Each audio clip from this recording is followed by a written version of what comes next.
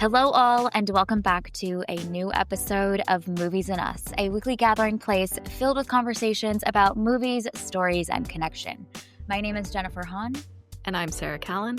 And today we are so beyond thrilled to have Lilian T. Mehrel joining us today. We are going to dive deep into her film, Honeyjoon. She is the writer and director of this film.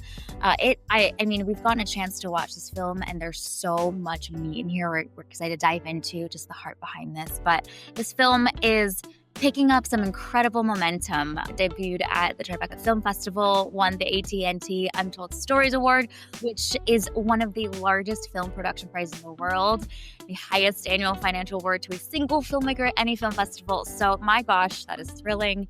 Welcome, Lilian. We're so excited to dive into this deeply personal film of yours. Thank you. I'm so happy to be here. Awesome. Well, do we want to give kind of a quick overview of Honeyjoon at a high level? And then let's dive in and talk a little bit like who you are first. But I wanted to give a moment for Honeyjoon. We're going to dive more deeply into the film itself in a bit.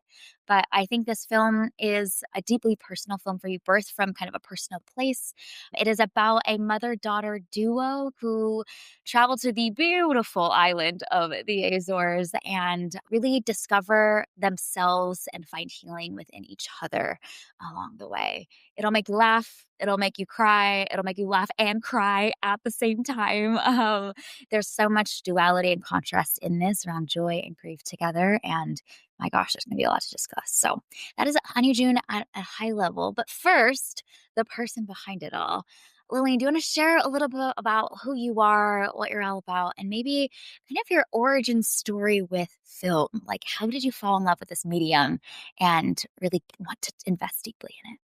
Oh, first of all, thank you. What a beautiful introduction. And you really captured the heart of what I'm all about. But I'll start with the origin story of how I got to be somebody who loves the light and dark of life. And yeah, and who loves filmmaking. So I was always a visual storyteller ever since I was little. I would read a lot and I would illustrate the characters from stories and like continue the stories in my head. And as soon as I could get my hands on a camera, I borrowed a camera from my mom and I just started making stuff as like a 13-year-old and, grabbing my friends and my brother to be in it. And I didn't know that you were allowed to do this for your life. It was just my joy. And that's something I go back to now because sometimes, people have asked me at like panels and Q&As, like, about if I ever come up against a writer's block or a creative, stall where like, or where do you get the fire, to keep going when things are difficult in the industry? And ultimately I go back to who I was when I was a kid, because when I started creating, I did it out of the love of doing it. I saw films that I loved and those inspired me. I read stories that I loved and those inspired me. Characters were created that I loved and I wanted to do the same and to, you know, have fun with it. Like it was fun. I just like no one was asking me to do it. I just did it. And so that's sort of my secret key inside is the inner child and the one who always found joy in telling stories and in sharing them, which I've become more and more aware of now is what it really so much is about for me.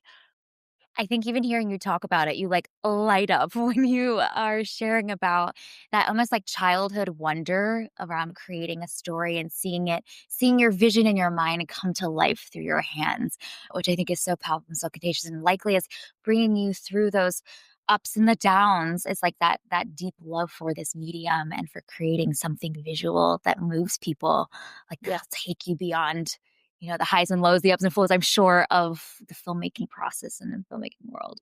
Exactly. And what you said too about this medium, like this in particular, it brings together all art forms. Like I remember like falling in love, at age 13 with a shot that's in slow motion paired with music and the combination of all the things creating an emotional effect. Because to me, film is the art of emotion. Where we're like diving deep on like characters and feelings and human behavior and what life feels like.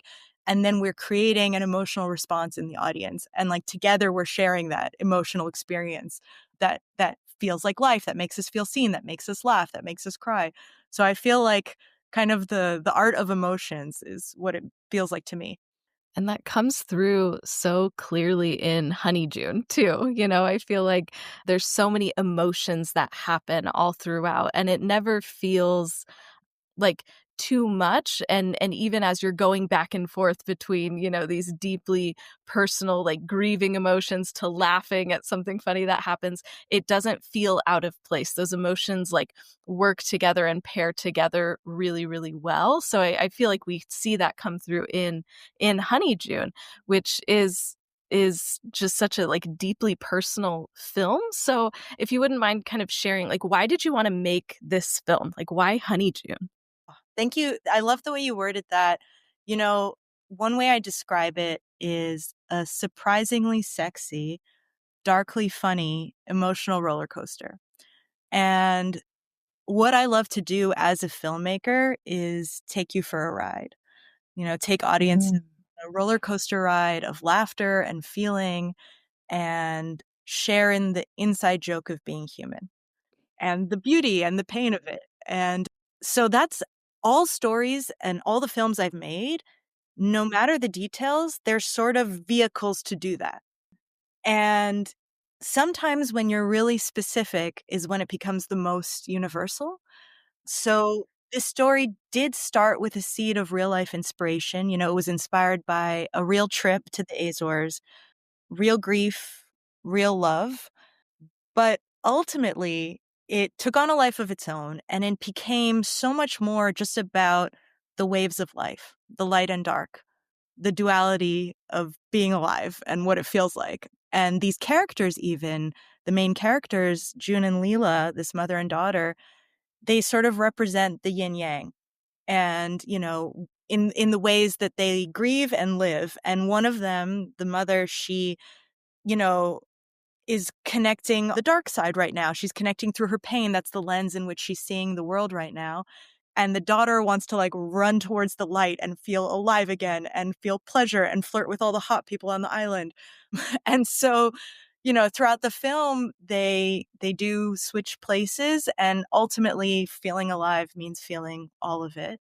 And then there is another layer to the film beyond just the plot or the characters, which is the experience of watching it. So I realized this the more I watched it with audiences, which basically the themes of the film to me are surfing the light and dark waves of life. And I realized when people watch it and we're sitting in the dark and we're looking at the light all together, as they go through the waves of emotion in the film, as they laugh, as they cry, the themes of the film are not theoretical anymore. They're embodied and you feel them in your body. And you go through this like microcosm of experience, while you're watching a movie that feels like what life feels like to me. And that was very important to me. And also, the film is very much like a body film. Like, we're all alive, we all have a body, and there's stuff in the film about like being in your body. There's stuff we can all connect to. Some of the jokes are about being in your body, some of the emotional release is about being in a body. So, yeah, I think the fact that it's like such an embodied experience, it feels really right for this film and for the kind of films I make. Yeah, I thought that it was so striking to see how much throughout the film there's a quickness in how emotions come and go. There's a shot that like is so powerful to me, which is when Leela, the mother, is in the sauna and she's experiencing like just this overflow of crying and sobbing, grieving the loss of her husband. And then it's such a fast cut to her daughter who's like checkings herself out in the mirror, and just kind of the humor of life, but also the pain of life being juxtaposed constantly, almost collaged together, I thought was so powerful. And I'm curious, it's something that I find a lot of sometimes films can lean so heavily into an emotion and sit with you there and then bring you to the next one, have a long tonal piece in this section and then movie in that thing. But it was striking to me how quickly it's moving. And I think that's almost more reflective of how our life feels. It's that fragmentation, but also the whiplash of having to be on a painful call and then go immediately into a work call. And then you don't have time sometimes to process everything as it's coming. And so it's healing and cathartic to feel like, oh, there's permission to have all of these emotions exist all at the same time. I'm curious in the editing style how that maybe came through, or if the kind of the intentional choices behind that choice of emotional pacing almost in the film. I think that's so interesting and beautiful the way you phrased it, also to have permission to feel all those things together, because to me, they're so woven together. Like, without giving too many spoilers, but even the sauna scene that you're talking about, within that one long shot of her in the sauna, which we don't break in the edit, then there's comedic contrast and a relief. And something that people have said to me is that you always give us a release at some point. Like, I'll hold the tension or I'll hold the emotion and then cut it with, comedy or with an actual like cathartic release. And I feel like that feels like the natural rhythms of life. And also maybe it's that little bit of June in me that like I don't want you to suffer. I want you to I want you to release with a laugh. And I do want my audiences to feel seen in the full spectrum of human emotions and to have permission to feel all of them, because there's no one right way to grieve and live, and it's all of it. I think it was also me trying to celebrate that being alive in and of itself is something I wanna celebrate, even if it comes with so much pain. Like, even like, if, like, why can't it all just be good? Why can't it all just be comedy? But at at at the very least, it's, like, me kind of maybe making my peace with the fact that, like, well, if I'm feeling something, even if it's pain, I am feeling, and I am here. Mm. Oh, and to speak a little more about the edit, I collaborated very closely with a wonderful friend and editor, Harry Chepka, who together, we shared this very unique sensibility, which is cinema and poetics and emotion and art and comedy. And sometimes people think they can't go together. And I do think they can, and they do go together for me just naturally. That's how I like see the world, because I think also like cinema and beautiful poetic cinema is an added layer of communication. Like, when you see a special shot, it's telling you something, it's giving you an emotional layer. And why wouldn't I want to give all the layers of this art form that I could, even if I'm also going to make you laugh? Like, who's to say I can't do both? So yeah, I felt that that's very unique. And also my cinematographer, whose name is Inez Gowland, she also holds that unique sensibility. And it's so rare actually to find all my collaborators who hold both, and my actors. And I think, you know, having people who understand that life can be both, it was such a gift to work with this incredible cast and crew. And my cast, they really translated that by being true to the character, not by trying to be funny, but just by being so real that we could all connect. And sometimes, for example, Leela just being like you said, like so in her feelings, she's crying, she's in her grief. And somehow she can be sometimes so funny just by being there, being so her. Yeah. And I think that comes through so well. It's some of the parts of this film that I find the funniest are just when they're just being themselves. And even just like the juxtaposition between June and Leela sometimes is the most hilarious thing, or just like a little like look that June will give her mom or her mom will give her. Those little details I think are so make this film so rich and make it feel so like real to life too. These feel like real people, not just like characters that you're watching on the screen. Thank you so much. That means a lot to me, because even though they're kind of symbolic and I talked about the yin yang, I also just want the characters to feel real and for people to connect to them and relate to them no matter their details. And I've found that like different genders, different ages, different cultures all highly relate to some of these universal experiences. And, like June asking her mom not to talk about certain heavy topics as soon as they meet their sexy tour guide. And then, of course, what happens? And like these are things that just feel like life.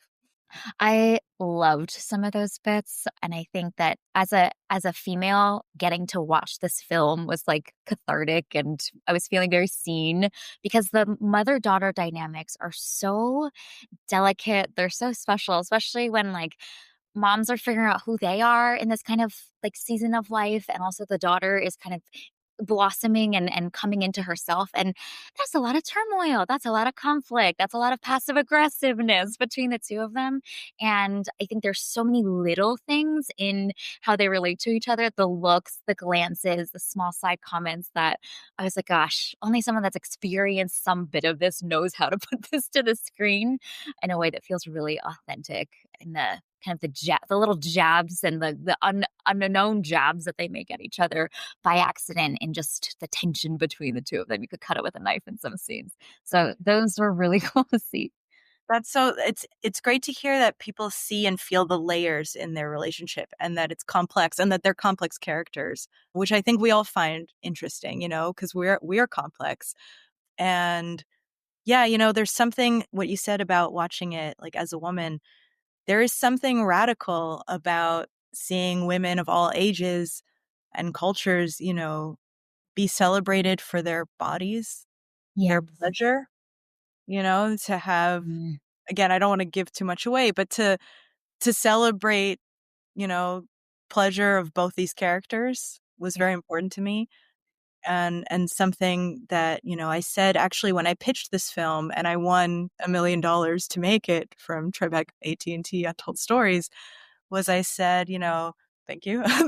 I said, this is a film for anyone who wants to feel free in their body, for anyone who lives with grief, and for anyone who has tried and failed to flirt. Yes. All of the above. All the awkwardness and all of like, the coming into yourself and, like, stumbling and tripping over yourself, but also I love what you shared around being free in your body because I think that that is so tied in with the emotional catharsis. Like, our bodies experience and hold emotion, they hold grief, they hold anxiety, they hold trauma, but also when it's experiencing pleasure, there's so much that is healed in that too, and I think we won't give anything away, but let's just say that the ending sequence of this film really juxtaposes those things together, and there's a character that almost is experiencing both at the same time. So, yeah, this is your trailer to go watch the film so you can find out what we're talking about because it's so powerful, and I don't see that often in films that are made by traditionally the type of filmmakers that get to make the films. So that was powerful to see put to the big screen and almost in this bold, unabashed, this is who we are and this is important to who we are as women, I think was so important and significant. Thank you so much. That means a lot to me. And, it's actually making Honeyjoon and sharing it and feeling the level of unbelievable response from audiences and, getting audience awards and things like that has actually emboldened me for the next film to be, to go there because people want it. We want it, we've been waiting for it. Yeah, yeah. Another piece, kind of, like, changing subject just a little bit, but the idea of, like, being in your body and the way that these 2, like, female characters are really, like, asserting their own, like, agency and how they are feeling in the film. One of the pieces of this that I was actually really drawn to was this, like, subplot about the woman life freedom, and that kind of surprised me in this film about this, like, mother and daughter, kind of reconnecting and experiencing grief together and healing and all of that. So why was that subplot important for you to include in this film? It's a great question. I think, the way I think about it, it's a thread that is embedded into the real and complex characters and their specifics, but it's also connected so deeply to the themes and some of the themes we were just talking about. Just the name of the movement alone, Woman, Life, Freedom. It's such a poetic, strong, beautiful name for a movement.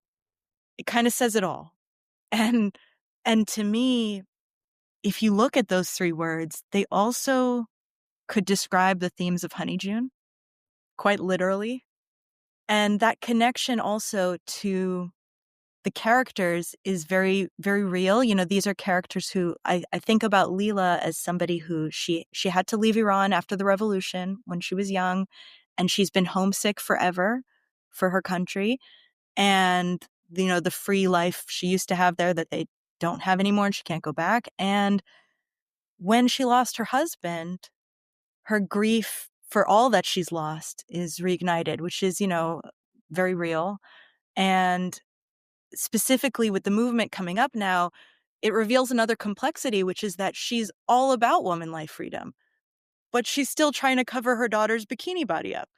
That brings up all the, you know, those places in us and those places, you know, where across cultures, like the grandma also tries to cover June up, the Portuguese grandma, you know, so like this is not one culture specific, but also just that like what it really makes me think about is these characters and their connection to these women who, you know, it could be them and it could be any of us. That's the thing with any tragedy. It could be any of us, and at any time, even, you know, the fact that they lost the father, like that could be us and has been many people, right? People live with loss. And so that way of like putting yourself in another's shoes, that's something the characters are experiencing, and it gives an added layer of perspective, the same way that the loss of the dad does, that we're alive, we're here, we're free.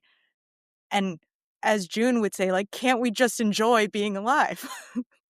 You know, can't we like and enjoy our bodies? And for her, it's connected, you know, to her perspective of grief is like, how could I even for a second not feel good about my body?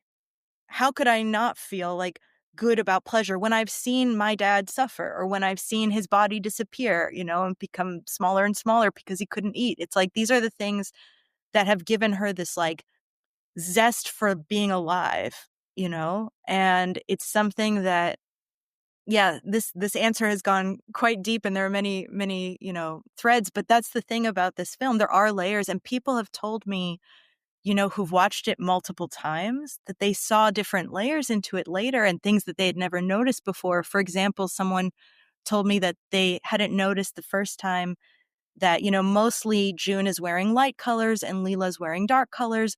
But then when they're at the ocean, underneath, they have that little bit of the yin yang of each other in them. Or, you know, people, I mean, there's so many elements. Like someone even told me, like, you know, Joao's story about Azorean pineapples when he's at when they're at the grandma's house, and he's talking about how this is real. So the pineapples in the Azores, they're really small and really sweet. And the reason why is because once the greenhouse where pineapples were grown caught fire, and the pineapples, as if sensing that their life was going to be cut short, they ripened faster, but they didn't have time to grow bigger. So they just got really sweet, but stayed small. And like someone was like, oh my God, that story is so connected to like living life and knowing when, and I was like, yes, that's true. But like, it's something that people on the first watch maybe don't feel or hear, you know? So there are a lot of threads and there are a lot of layers, and I can't help it. You know, I think as a storyteller, I'm trying to capture something about what life feels like. And life is layered and life is complex. And for story purposes, you have to like, you know, make it like really tight and neat, but these like layers seep in anyway. Well, and I love how they all like reinforce each other and build upon each other too. And I think that's one of the beautiful things about this film, you know, like on the surface it is a very fun and emotionally rich story about a mom and her daughter and this whole journey that they go on together. But then the more that you watch it and the more that you think about it, the more that you dig, then you find these really, really beautiful layers. So it's such a beautiful film, and all of those come together really, really well. Thank you so much. Actually, one of the screenings I had, you know how every audience sort of takes on their own life, and this audience was obsessed with Joao and his surfer lines, all his like surfer wisdom. And as they were like laughing at all his surfer lines, I realized if you just track everything he says, all his surfer philosophy, that's the theme of the film. That's what the film is about, like the waves of life. And he says it all every time. So it's like what you said about, you know, it means so much to me the way you describe it. And I think that the beauty also is that when you make a piece of, film, art, you put it out there and then people take whatever they take from it and they see layers into it that I didn't even know were there, that maybe subconsciously were there. And that's so beautiful to me. Like I think I make films because I love people. I think that we go through so much.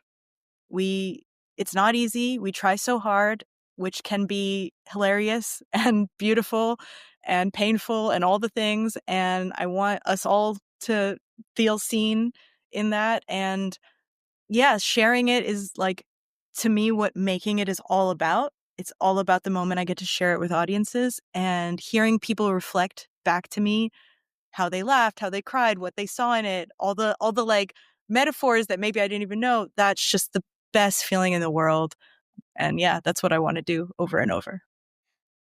One of the things that I think is so notable about this film is kind of the aesthetics and the environment that it's steeped in. From I think actually it's so interesting from the movie poster to the way that visually the film feels and almost like immersing you into the world of the Azores. It is luscious. It is almost ethereal in a way. And so I'm curious the choice to set this story that is about grief and loss and pain and joy in such a notably beautiful location and how that adds to the atmosphere of the film itself.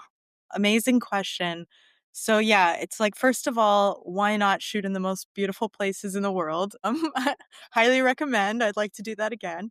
And no, but it was inspired by a real trip there, and I just thought there was something inherently funny about grieving in a beautiful place and about the contrast between being surrounded by happy couples and not being a happy couple, being a grieving mother and daughter.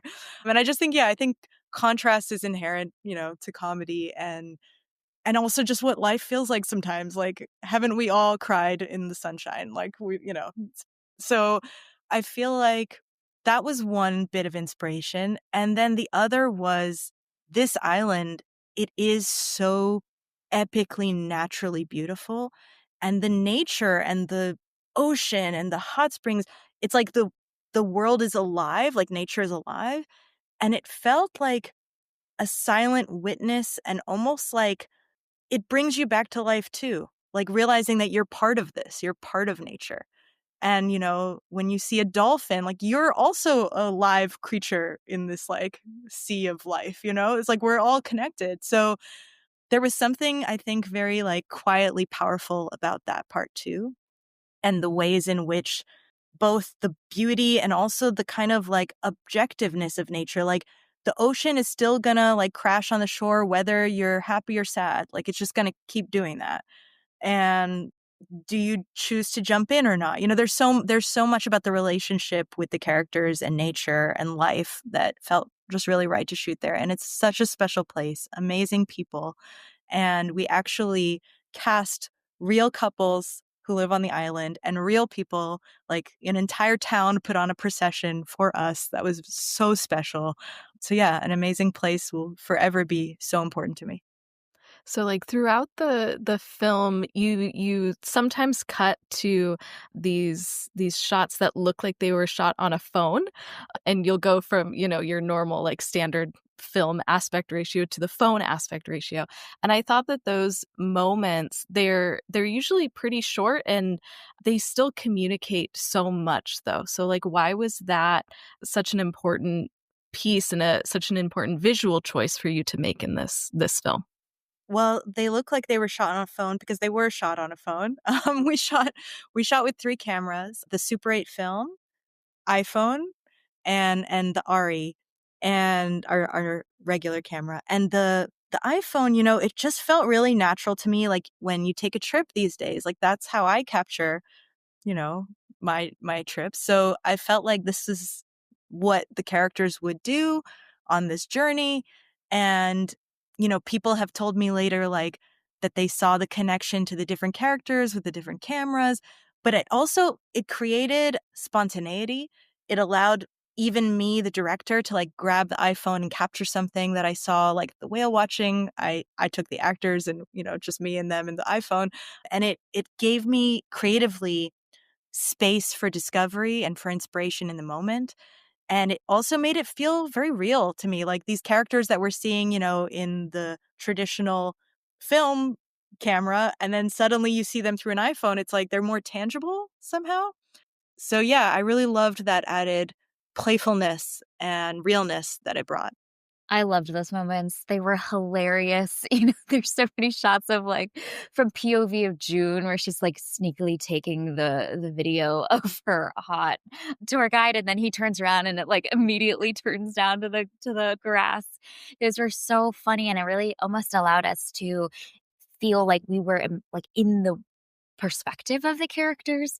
Some of the shots I thought that were really interesting were sometimes of flowers or of the lush landscape around them, and almost seeing through the lens of the character what caught their eye or what caused them to stop and say, "Oh my gosh, this one purple flower, and I need to take like 3 shots of it because it's that beautiful." And so it made the characters feel so lived in. Yeah. Exactly. I think what you said too is so important about their POV. It gave us a chance to be in their POV. And to, like you said, I had never heard anyone phrase it that way. And I love it. Like what they were noticing, it also helps you understand kind of what I was saying about the island bringing them back to life and the nature and the beauty, because that's all what they're taking in and what they're seeing. And then also, we, the audience, like, I want to give you a ride and take you on a trip and take you to the Azores and immerse you in the beauty. I want you to feel what it feels like there. And so, yeah, a lot of people come away from this film after telling me, how they laughed and cried and all the metaphors they saw into it. They're also like, "So, do you have any travel tips for the Azores?" Yeah, like, I need to go there. I need to record. I need to experience the ocean. Yeah. Oh my gosh, it's so great. The Some of the other, just interesting bits that I think were in the iPhone footage is, the trading of places. Like, the use of the car, physical space was hilarious. At the beginning, June's in the front seat chatting with the tour guide, and then they swap. And the use of, physicality, almost kinda like our theme earlier around, we inhabit physical bodies, and they express so much emotionally, but that swapping of place and the jealousy of, "Oh, my mom gets to sit in their front seat with them." It's reflecting the closeness that and the bonding that is happening that June feels disconnected from all of a sudden. And my mom is bonding with this cute guy that I have a crush on more than I am. I'm a little mad about it. And so I think that was really neat too to see the way that the physical space is actually reflecting the emotional space and the shiftings that are I happening for these three. I love how you said switching places, because actually that's such a motif throughout the whole film. Mm, And even, at the grandma's house when they switch yeah. places at the window, or the switching places of pain and pleasure, and all the ways that they switch places and that we in our lives switch between light and dark, and, Mm. and the unexpected connection with the sexy tour guide Schwal that, like you said, sometimes, we thought it was gonna be June having a good time, and actually Leela's having a great time. But, I think those dynamics, it not only created a lot of space for comedy, but also for the emotional significance of unexpected connection and how we're all connected in our long goodbyes and in our humanness. That's so good. It's so good. Another question related to, I think, the heart behind using the iPhone, creative playfulness that you were able to infuse into the film. I know that there's a smaller cast and you were also working on the fly with the weather changes. I think one of the scenes you rewrote on the way there because the fog was coming through, and there's a significant scene where that comes to play. So I'm curious how much of that kind of improvisation and thinking on the fly and knowing the story but evolving the story through the creative process while you were on set that happened, and how the cast also maybe informed or you were inspired by your environment to create the film.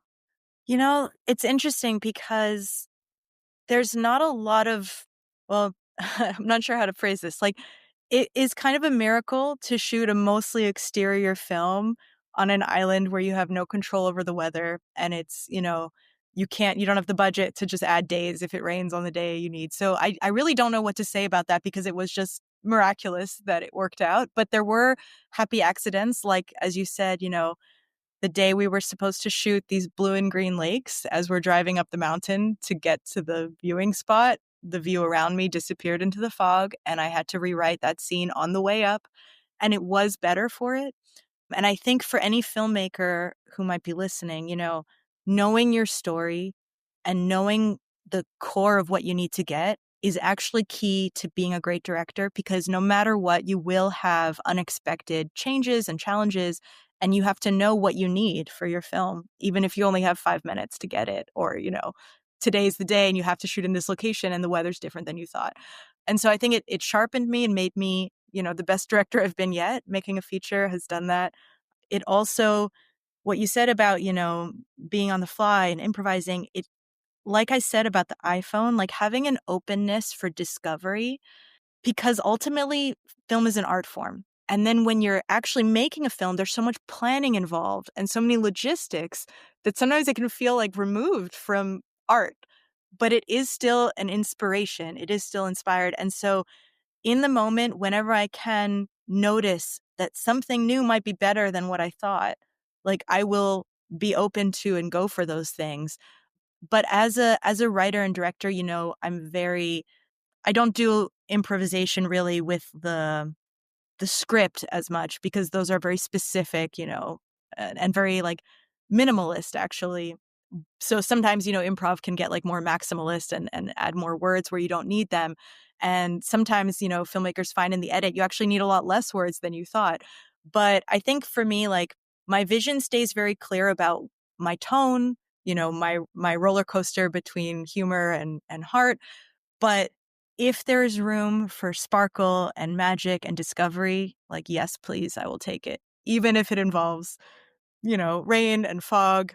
If it's better, it's better. And yeah, we got very lucky. That's so wonderful to hear. And, obviously we both love this film. We have gushed about it for nearly an hour now. So is there anything else that you would like want to share with people about Honeyjoon? Like, we can't recommend it enough. We're big fans. But is there anything else that you really want to highlight or touch on about this really, really special film? Thank you so much. I think that I want people to know that this film is for them if they want to laugh, if they want to feel, and to feel seen in their full humanness, not to be distracted by the details of mother-daughter trip or the cultures or anything like that, because that's really just almost like incidental. Like if you want to feel the humor and the emotion of life, if you want to feel alive again, if you want to have an experience and go on that whiplash roller coaster, like, enjoy the ride and come watch Honeyjoon. And another thing that I want to share is that, well, first of all, I want to also shout out my incredible cast and crew. The film stars Aiden Mayeri, Amira Kazar, and Jose Condesa, all huge stars who, you're going to know their names if you don't already. They're absolutely incredible. Unbelievable team, unbelievable crew. And, shout out to Portugal where we shot, which was very special. And thank you forever to Tribeca, AT&T Untold Stories for the $1 million.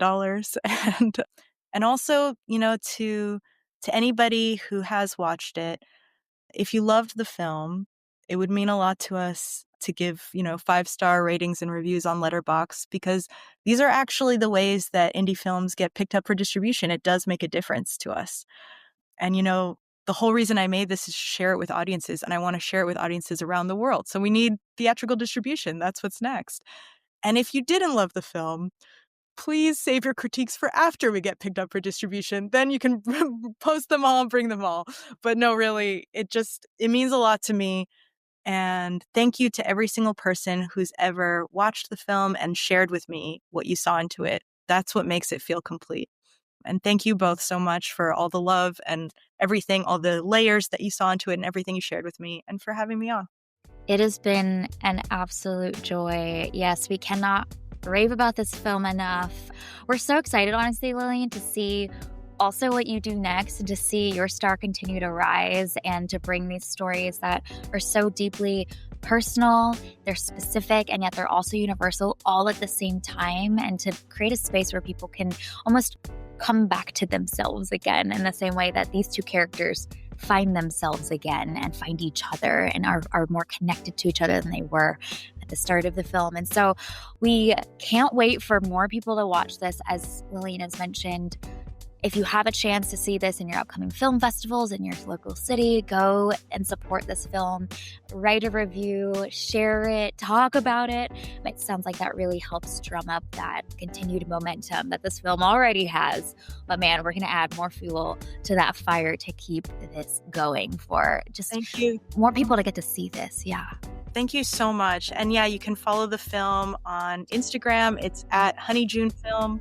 And I'm at Lilian Film, and we post a lot of fun, like behind the scenes and from the film festivals, and I hope you'll enjoy. Mm-hmm. This was absolutely amazing. Thank you so much, Lilian, for your time. You are busy, right in the thick of getting to talk about this film more, and I'm sure continuing to figure out how to build the momentum here. We're just so grateful that we got to be a piece of this. So thank you so much for your time and sharing just your heart behind this, your kind of creative process. But I think that contagious joy you have as a filmmaker and storyteller, we take a piece of, and we're so grateful for. So thank you for being here. Thank you so much. This was so much fun. And, anytime a filmmaker gets to talk about their work, it's really the dream. Like, I love to make movies to share with people, to connect with people, and any chance to do it, it feels amazing. So thank you. Mm-hmm. Mm-hmm. All right. Well, we will include all of those places to follow Honeyjoon, experience more of Honeyjoon on the big screen. The behind the scenes, we'll include all of that in the show notes, and we'll also include ways to connect more with Lilian as well. So in the meantime, our name, Movies in Us, sums it up. We're all about movies and the powerful ways we connect with each other and the world around us. That's oddly, we say that every week, but oddly so fitting for what this movie represents. Wow. This podcast is about all of us and our shared stories. So everyone is welcome here. We're so glad you spent time with us and Lilian today. You can subscribe to this podcast on Spotify, Apple Podcasts, wherever you tune to your favorite shows. If you got to experience Honeyjoon or you're going to, let us know, and we'd love to start more conversation dialogue to hear all of your thoughts about it. You can connect with us on Instagram, Threads, and Blue Sky at moviesnestpod, or email us at moviesnestpod@gmail.com. We'll also include all the ways to connect with Honeyjoon and Lilian, as we mentioned in the show notes as well. We will be back next week to share more about the Cinema Legacy Poll, so come back to learn more about that. And we have a bunch more film reviews scheduled and lined up for the rest of the month as well. So we hope you have an amazing week, and we'll talk again with y'all very soon.